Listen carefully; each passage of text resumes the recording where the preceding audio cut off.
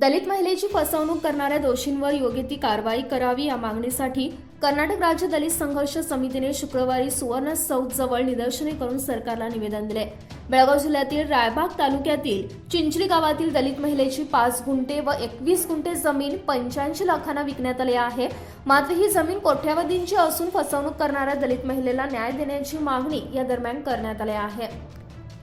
ही दलित महिला निर्दोष असून तिची फसवणूक करण्याच्या उद्देशाने राष्ट्रीयकृत बँकेत खाते असतानाही बिर्डी येथील सोमेश्वर अर्बन कोऑपरेटिव्ह क्रेडिट सोसायटीच्या नावाने खाते उघडून 85 लाख रुपयांचा गंडा घातला। बँक ऑफ बडोदामध्ये महिलेच्या नावावर 80 लाख रुपये शिल्लक आहेत। या दरम्यान चिंचली गावातील रमेश पाटील यांनी याचिकेत आरोप केला आहे की त्यांनी महिलेला न सांगता आरटीएस द्वारे त्यांच्या बचत खात्यामध्ये पैसे ट्रान्सफर केले आहेत। काय झालंय त्या चिंचली ग्राममध्ये शोभा मान्य म्हणणाऱ्याचं जमीन 5 एकर 20 गुंठ जमीन आहे। ते राजू बंडगे म्हणणार घेतला होता 85 लाखला।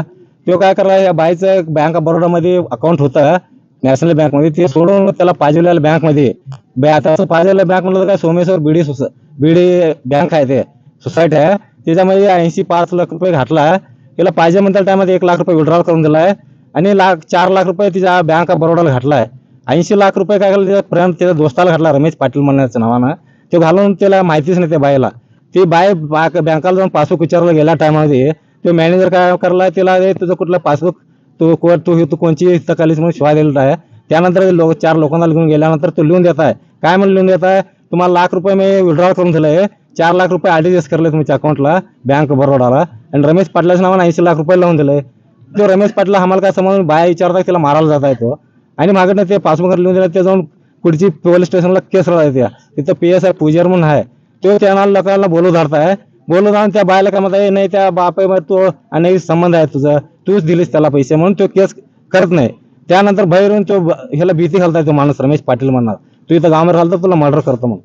ही बाय भिवून काय करते, बेळगाव आहे मध्ये चिंची सांगली जिल्ह्यामध्ये बेळगावमध्ये माहेरामध्ये आहे ती बाई। आता तिला न्याय पाहिजे म्हणून आमच्याकडे आलेल्या टायमात आम्ही काय करला, जाऊन पोलीस स्टेशनला भेटला, त्या बाईला बोलू धाडले त्याने, ते बोलू धाडल्यानंतर रायबाग CPI बोलू धाडले, तेव्हा तो 50 लाख रुपये माझ्याकडे खर्च करले, 30 लाख रुपये ती देतो, 1-2-3 वेळेस टाइम द्यावा म्हणून गेला। तो गेल्यानंतर त्या रमेश पाटीलच्या बायकोला माहिती झालं, ते माझ्या नवऱ्याच्या नावानं 80 लाख रुपये आहेत म्हणून तिने काय करले, दाल्याला माराला 10-15 लोकांना पैसे देऊन तयार करले। माझा दाला पिता दालूमध्ये विसा खाला म्हणून तिने तो काय करले, विसा घातले त्याच्यामध्ये, तो मरला। तिने काय सृष्टी करली नाही, करोनामध्ये मरलाय म्हणून त्याला माटी देऊन सोडले त्याला, ते काय पंचनाम करले नाही, काय नाही। आमचे 80 लाख रुपये द्याव, नाही दिला तर 5 लाख रुपये त्यांचे घेऊन आमचं रान आम्हाला द्याव। आमच्या बाईला न्याय कुठं मिळतंय की तवजल होऊन आम्ही धरणी बसणार। मावळकर म्हणून Pattan panchayat member Kankanwadi. Mahadev Pawar, Canon City News, Belgaum.